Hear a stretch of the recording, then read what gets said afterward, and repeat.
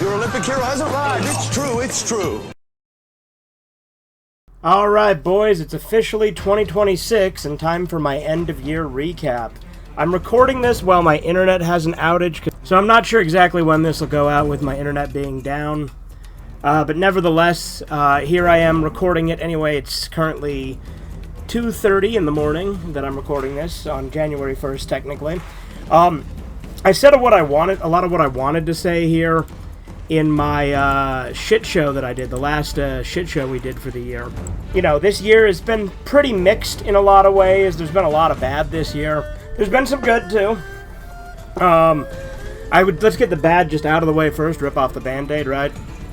Politics has been an absolute shit show. 2025 started out with me being pretty confident and hopeful in the way politics were looking. At the early stages of Trump's term this year, there were things that I was liking. But then, turned out he was 180ing on everything, kept flip-flopping on shit, not actually doing anything.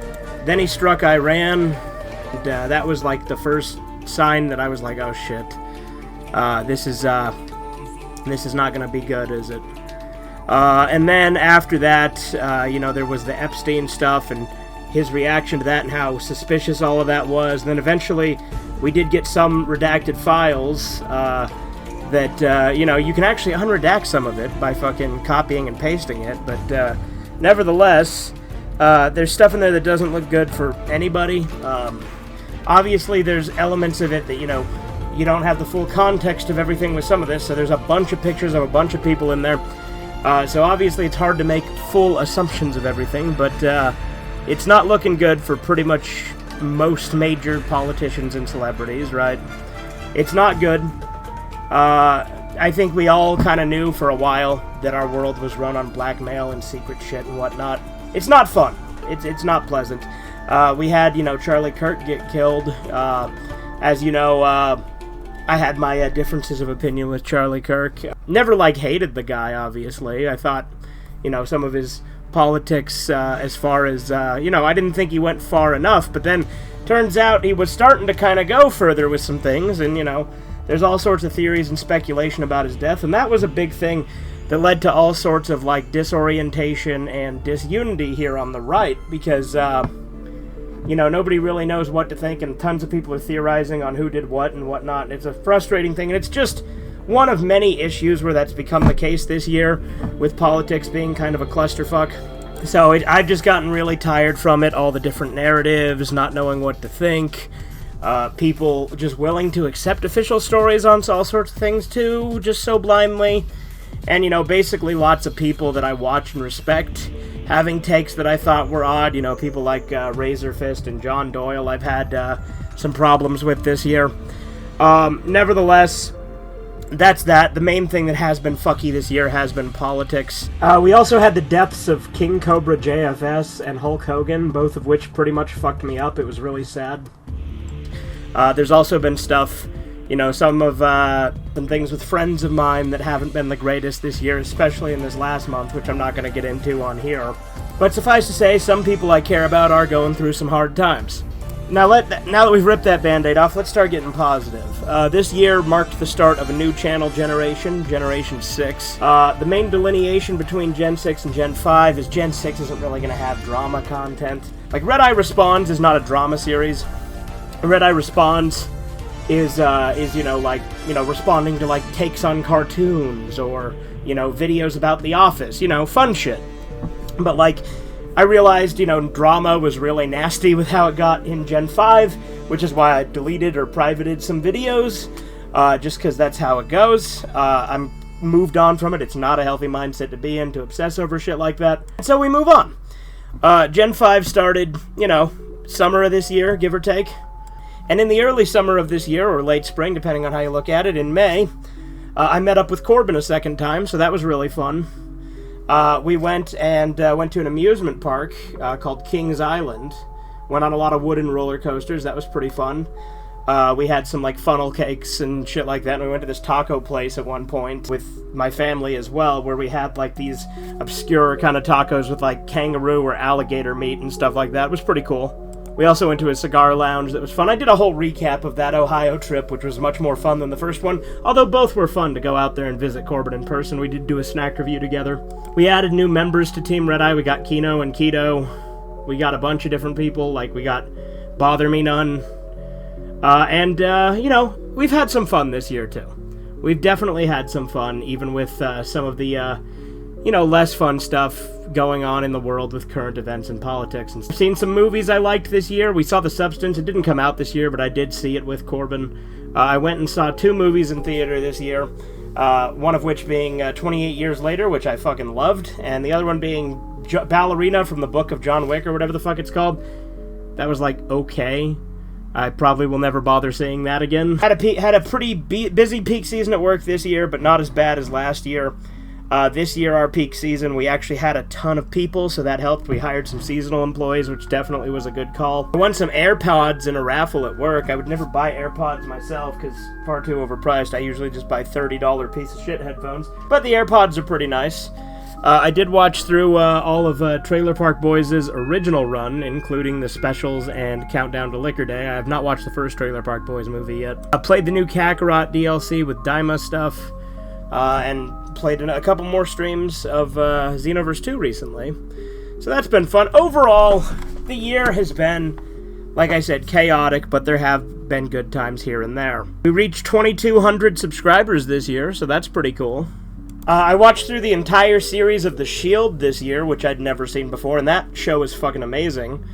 Did some actual pretty good episodes of Red Eye Theater, where we actually watched Kevin Spencer and Don't Hug Me, I'm Scared. That was pretty cool, because we were actually able to show what we were watching, so that was fun. I definitely do think another delineation between Gen 5 and Gen 6 of the channel, though, is I have had less of a focus on Red Eye Theater. When we've been watching stuff, it hasn't always been recorded or streamed. I've been a lot more selective with that, just because I haven't really cared to go live, and I don't know that anyone really cares about those streams anyway. I never did them for people. I always just do them for me, because they're the most fucking boring streams, and I'll still do them again. But 2024 was a pretty heavy year for them, as just was Gen 5 in general. But Gen 6, I've just not been feeling it as much, so I've just done a few here and there. And the Kevin Spencer and Don't Hug Me, I'm Scared ones have been really good, though. Other than that, this year I decided at the end of this recap to include a Q&A section, because it's been a few years since I've done one of those, to say the least. It's been quite some time, actually. I don't remember the exact time. I looked it up at one point. I think it was like 9 years, but I could be wrong. But anyway, might only been like 8 or 7. I think it was 7 years, actually. Anyway, I did have a Q&A planned, and so I have the questions here. So I'm just going to read them off in order from oldest to newest. First question is Corbin asking, what is the difference between a duck? And I would say, yeah, definitely, I agree. And then he asked, what is my favorite part of working on Sergeant Friends? So with Sergeant Friends, obviously it's a show Corbin and I do together. And I think part of what I have the most fun with it is when he and I are brainstorming ideas, and the two of us are just kind of bouncing off each other with ideas and also improvising when we're actually recording. I think that's really fun. I'd also say that I like editing. You know, putting all the pieces together is really fun. And, you know, just having fun with it. I think editing and brainstorming are probably my 2 favorite parts. Although editing can be tedious if it's a particularly high edit video episode. Next question, also by Corbin, so these first 3 are all by Corbin, is what do you like about tragic stories like Devilman and Watchmen? Well, there's a few things. My love for tragedy really started when I was a kid and I first played Conker's Bad Fur Day. I think the ability to feel sad can make a story feel really special if something can give you that sort of emotional reaction. And I think that's part of it. I think another part is that real life isn't all sunshine and rainbows. So when you see tragedy, that can be a lot more realistic and hit closer to home because it's like real life. I also just think tragic endings tend to hit harder. They're more memorable. The ending to Devilman, being as fucking tragic as it is, really hits home and makes the story memorable. Whereas if, you know, it had a happy ending, it probably wouldn't have the same hit as that tragic ending did. I'd say with Watchmen, that's kind of the whole point of it, whether or not Alan Moore intended it, because again, Alan Moore very much kind of disowns Watchmen, and a lot of people interpret Watchmen in a way that Alan Moore doesn't like, myself included. Because the tragedy of Watchmen is obviously that the bad guy wins, but the message still gets out, right, with Rorschach's journal.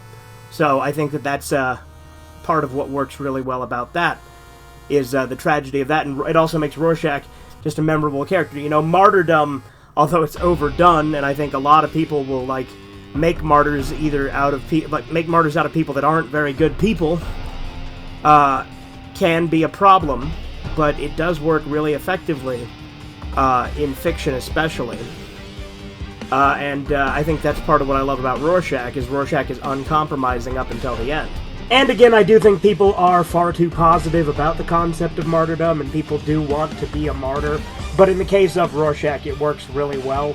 And again, in fiction, it can be really well, and it can be effective in the real world too, but obviously it's not quite the same, because the real world is a little bit more of a serious thing. But there are many figures that are only remembered for that reason. But again, it really works well with Watchmen, with Rorschach, again, whether intended or not. Next question is from Super Gaming, and he asks, do you think Dragon Ball should end or continue? Now, as I often say, things that I like, I typically prefer to just end or not come back, because things will get ruined. With Toriyama no longer being with us, I think it's perfectly fine to end it, because, you know, it doesn't really need to keep on going indefinitely. What I've seen of Daima, by strictly through playing the Kakarot DLC, has been fine. Hasn't bothered me. It's been interesting enough. There's a little bit of the new lore that I'm not too sure how I feel about, but overall, as a little side story, it's inoffensive. Dragon Ball Super, I've never really been a fan of, other than the movies, so in that regard, I don't really care if that continues, because again, it's not good. But like I said, Daima, it's been alright. I like hearing Stephanie Nadolny back as Goku, but nevertheless, I don't really want it to continue, and it's not like enough that I'm be like, oh yeah, this really should keep going. Like, Daima's just kind of there. Anthony's Flash Archive asks, what is your least favorite meme? And I would say that would most definitely be 6-7. I've been hearing that everywhere. I don't know what it means. I don't care what it means. It pisses me off. It's fucking stupid. It's annoying.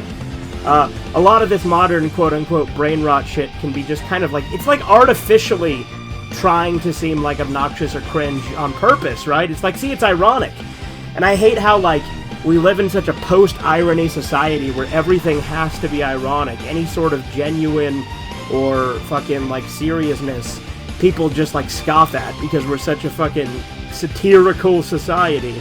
And that itself is very cringe, and I would say these kind of quote-unquote brain rot memes are exemplified in that. Now, I can be guilty of this. I do like some irony here and there, but I think we rely on it far too much. Bother Me None asks, do you have any other hobbies or interests that some of us might not be aware of? I mean, a lot of my hobbies do make it into my videos, right? You know, collecting DVDs, collecting games, playing games, editing videos, trying random stupid little snacks in the snack reviews and stuff, card collecting to an extent. There was a while I was thinking of getting into coin collecting, but I never actually got around to really doing that. I might one day, because, you know, there is some cool vintage coins and bills out there that I thought about getting into. But for the most part, I do tend to talk about my interests on here quite a bit. I do keep a journal, if that's interesting to you guys. I'm not going to read you any of that.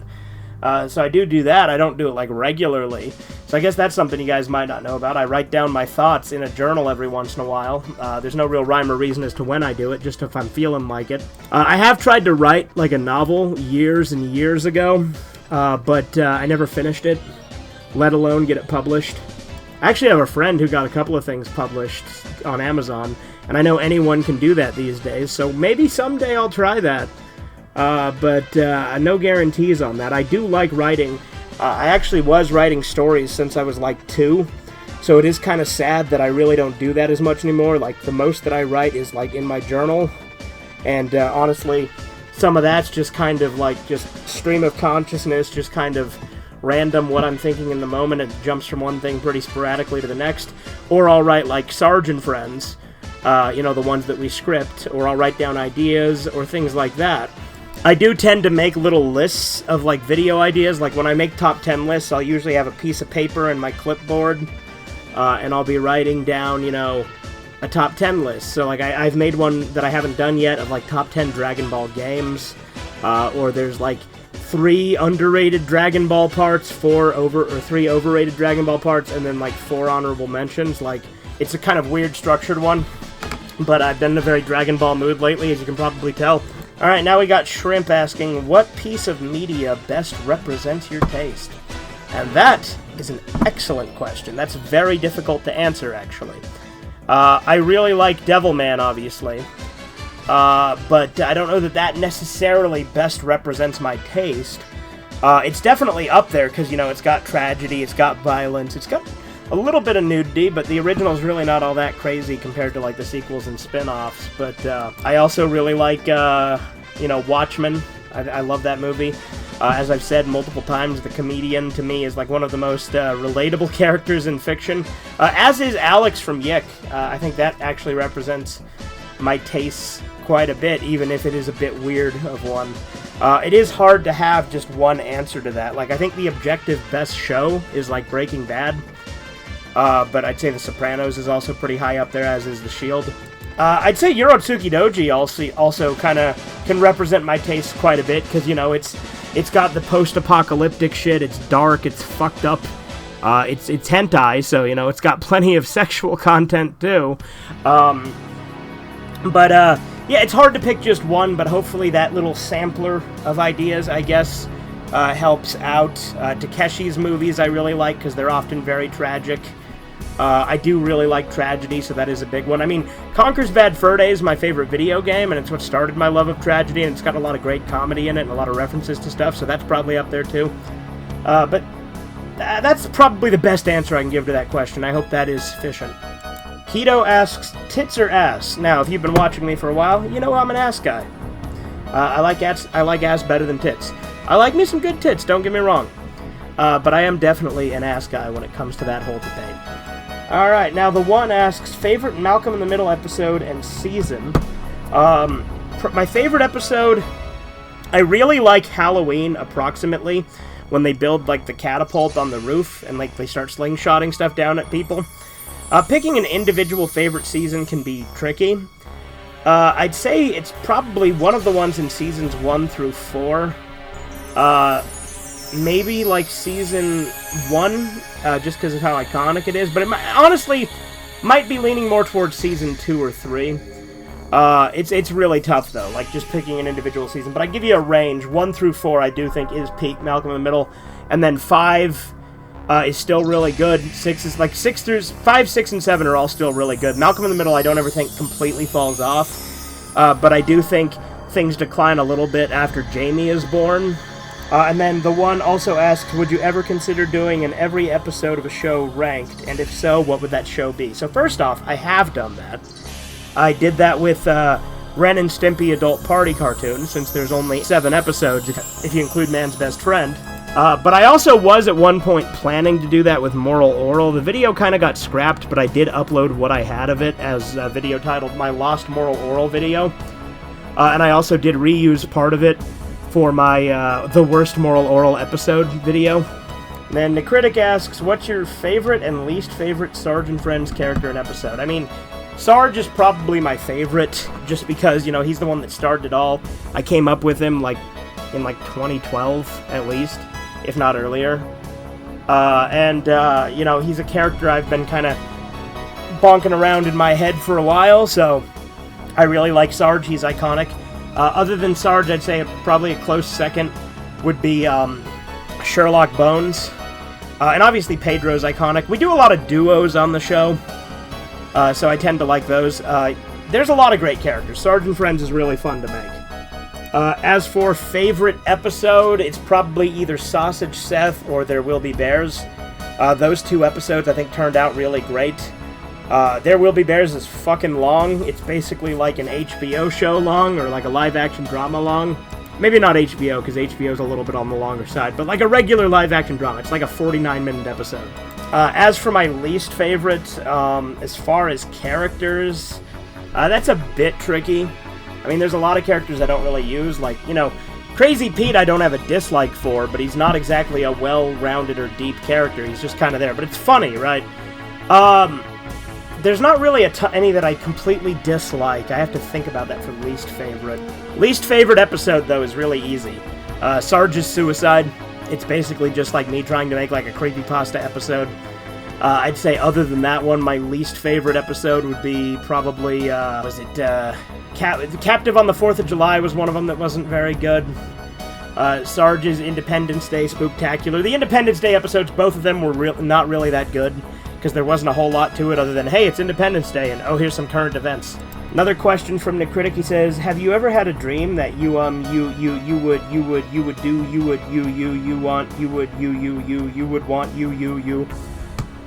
yes, definitely. Chisu asks, you ever had a dream predict things? Like something happened in a dream and then you found out something happened around like it, or knew things without a way of knowing them? I mean, I've had some weird dreams. I've probably had some that have been coincidentally, similar to something that happened or something. But it's not like a regular occurrence to me, and it's not like something that I think is anything all that crazy or spectacular. But I do think there's probably been some dreams that I've had, even if it was sheer coincidence that have had something, but I don't recall any prophetic dreams of any kind, so I don't know. Then he asks, if you could meet Go Nagai, what would you ask him? I suppose there's two things. I would ask him, why the fuck is the ending of Devilman Lady so bad? And two, is Rio gay? Because Rio's not gay, you guys know. You guys know the bit if you've been watching me. I'd also probably ask him if he plans to do any other Violence Jack stuff or anything at any point, because that'd be really cool. But I don't know, I wouldn't really have a ton of questions, honestly. I'd probably just say, hey, I really like your work. That's my Q&A portion. And to end off, let's talk about some stuff I have planned for this next coming year. So first off, we have some more Sarge and Friends episodes in the works, obviously. We've actually recorded the next one, and Corbin's drawn some of the art. Kino's actually drawn some of the art as well. So that will be coming. God knows when, because I gotta edit it. We've also got some other episodes, either scripted or, retro-scripted, whatever you want to call it. There's even an episode that Horizons is scripted. So we'll get those done whenever we get a chance. I plan on doing more Dragon Ball stuff here in the next little bit, because, as I said, I've been obsessed with Dragon Ball stuff again. In addition to that, I also plan on doing, more collabs with Horizons and with Corbin, obviously. I'm going to try to do some more creepypastas, do some more overanalyzing, and hopefully the goal is I will finally finish Season 3 of Takeshi Tuesdays, and also that I will, get back to doing some of the other series. Another cool thing that happened in 2025 is we actually brought back both cult films and movies you probably never fucking heard of. They've both been brought back a couple of times periodically, mostly movies you probably never fucking heard of, but even then, there's very few episodes, so it was cool that we actually managed to do 2 this year, and the last one before that was, 4 years prior, and then before that, it was way longer than that, because it's a Gen 2 series, as you guys may know. But yeah, I plan to just go full steam ahead, get back into doing more fun responses, hopefully, I can find some more stuff on The Office, because those seem to be pretty good ones, or some more retarded cartoon theories, because those are always fun. Yeah, more of the same. Maybe I'll get back to playing some more Devilman the game. I'm obviously going to keep doing all the streams I do. And, yeah, that's really it. Just, plan to keep going full steam ahead, and, keep mixing things up. I have another snack review in the works as well. That I've recorded a few things, and Corbin actually recorded a few things, so we'll get that knocked out when I get a chance. And I might try using this new collab feature that YouTube has, where it promotes it on both channels if 2 people are involved. We'll see how that goes. But that's all I really have to say. Let's, Happy New Year, everybody. I hope you all had a good year. I know this year can be rough in some regards, but let's hope 2026 is even better. Let's hope 2026 is a great year. I hope you guys enjoyed this end-of-year recap. Like I said, we'll see when it goes up, but have a good one. Toodle. You take forever to say nothing. What are you doing? Subscribe to Fugitive Red Eye.